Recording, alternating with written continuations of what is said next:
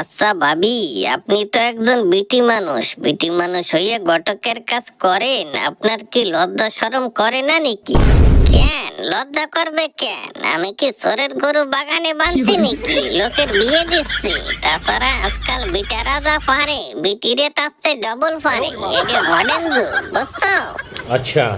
হ্যাঁ বুঝছি, এটা মডার্ন যুগ, তা তো তোমার স্টাইল দেখেই বোঝা যাচ্ছে। তা ভাবি, আপনি তো এতদিন ধরে ঘটকের কাজ করতেছেন, তা এই পর্যন্ত কয়জনের বিয়ে দেশে? বিয়ে তো দিছি মেলা মানসির, গুনে তো রাহি নাই। তা আমার বাড়িয়াল আড্ডা ধরে মোটামুটি ৮০-৮২ জন তো হবে। সে কি, শেষমেশ তোমার বাড়িয়ালারেও ছাড়ো নাই, তার বিয়েও তুমিই দেছো। তাই কি আমরা ঘটক, আমাকে দ্বারে বাড়িয়ালা বাকি আর মানসি বাকি, যে বিয়ের জন্য লাফালাফি করবে তারই বিয়ে দিয়ে দেব। তা তো ঠিকই, কিন্তু ভাবি একটা কথা ভাবি দেখছো, তোমার বাড়িওয়ালার বিয়ে তো তুমি দিয়ে দিলা, এখন তোমার কি হবে? সঠিক বলেছেন।